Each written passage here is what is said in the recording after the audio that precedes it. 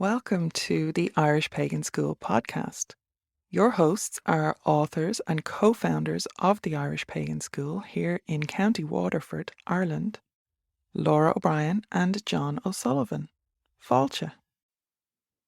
Is the Headless Horseman Irish? Well, tag the Agus Fáilte. Hi, hello, and welcome. Jon O'Sullivan from the Irish Pagan School. And I have been exploring all of the monstrous and weird and wonderful creatures that exist in our mythology and our ancient lore.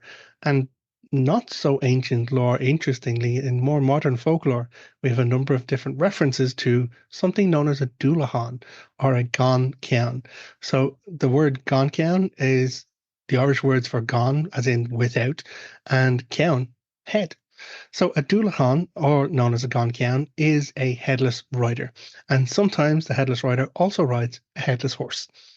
Now, we've a number of different tales that pop up in the folklore of Ireland around Headless Horseman, but there's also another link between the Headless Horseman and something known as a cóiste vor. The cóiste vor, or the silent or death coach, is a death omen. So the cóiste vor tends to be more like an omen or a service, much like a banshee, where it would turn up and notify that people have died or people will be dying in a household soon.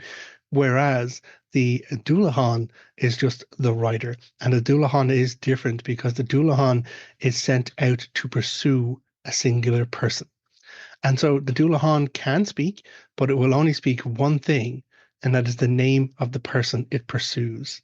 So if you come across a Dullahan and it does not say your name, get out of the way.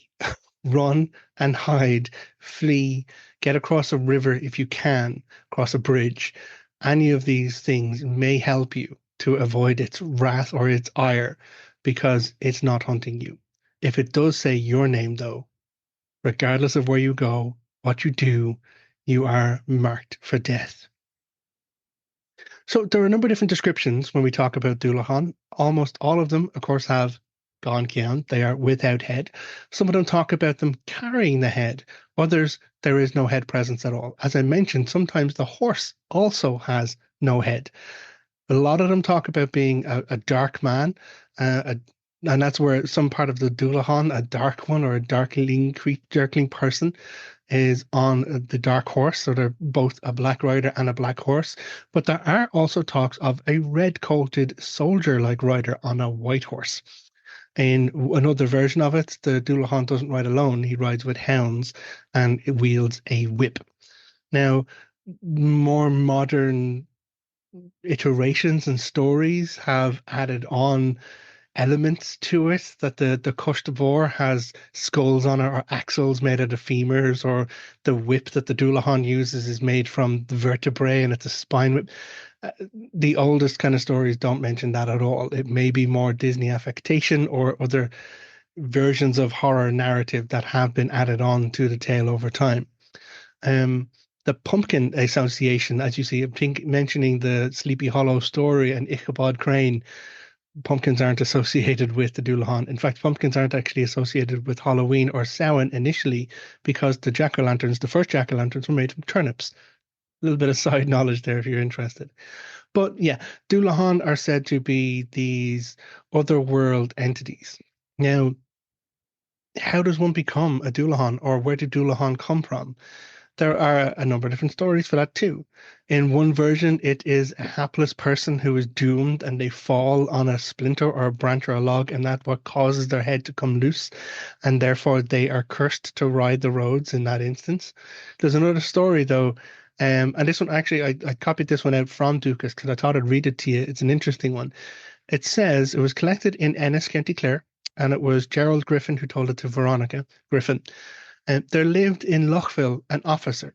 He was summoned to join his regiment, and as he was going, he called one of his soldiers and asked him to take care of his gold until he returned. The soldier said he would, and as he said so, the officer drew out his sword and cut off his head. Every night afterwards, at 12 o'clock, a headless man riding a white horse was seen coming down the avenue. Sometime afterwards, a lot of men went to look for the gold, and when they thought they were near the gold, the horseman came and they fled. It was never heard that anyone went to look for it afterwards. So this comes from Duchas.ie, the National Folklore Collection, specifically the school's collection, where children were sent home to collect the stories from elderly people, family members, or not in their communities.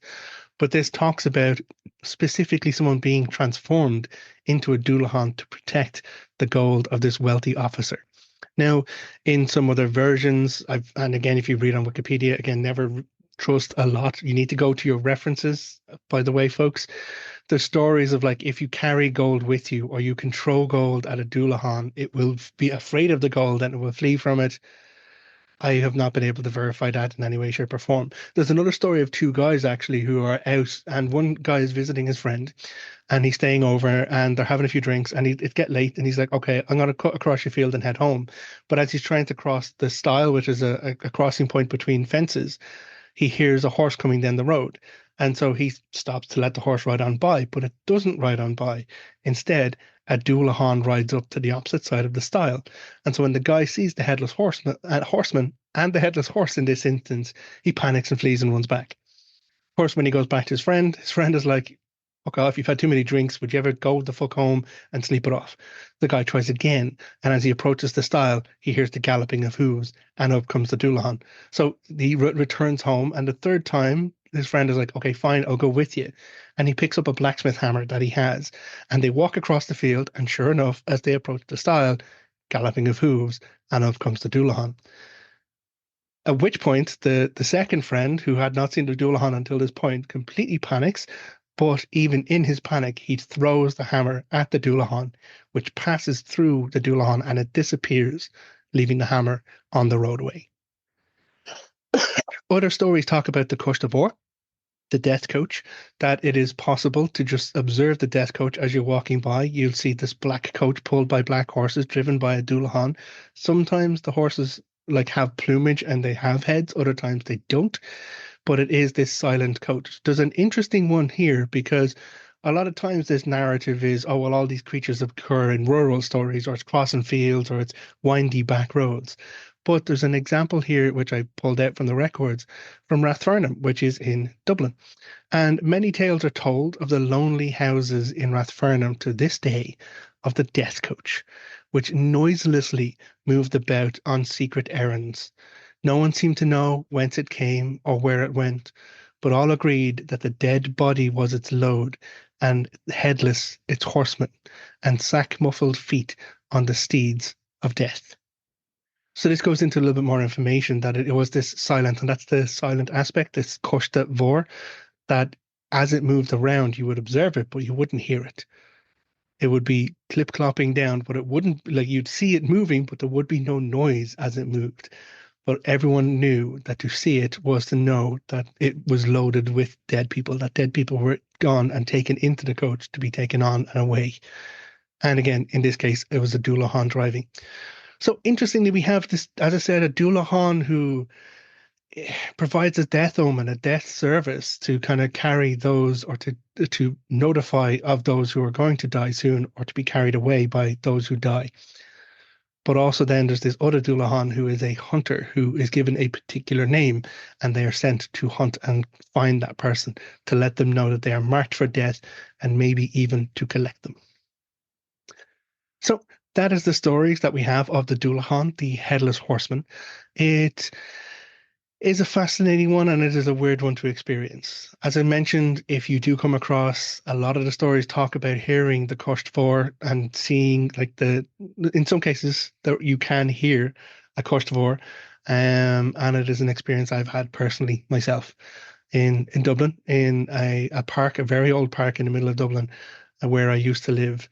It was the middle of the night. There was absolutely no traffic around. I was walking the dog around the park and I heard coach wheels, as in wagon wheels on a sprung coach, which you don't get in Dublin in the 20,000s. So yeah, I heard it and I kept on walking, but then it turned and it was getting louder. And I will say I absolutely fucking ran and got out of the park as soon as I could. So do Headless Horsemen exist? Well, we have records that say they do. I've had my own personal supernatural experiences, which I, of course, am skeptical about and question, but I've had my feelings about it too, and I explore it often. And knowing that I come from a long old family in Ireland, I'm an O'Sullivan, and the O'Sullivans do have banshees and also death coaches linked with our old name.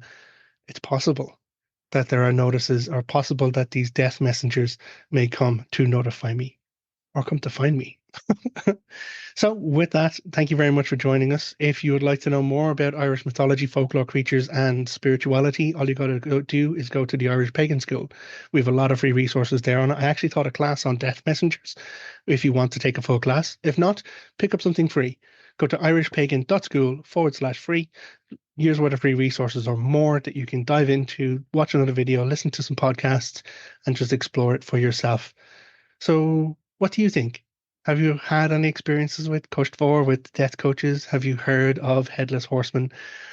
I'd be interested to know your stories as well. Until next time, look after yourself, take care, and so long. Goodbye.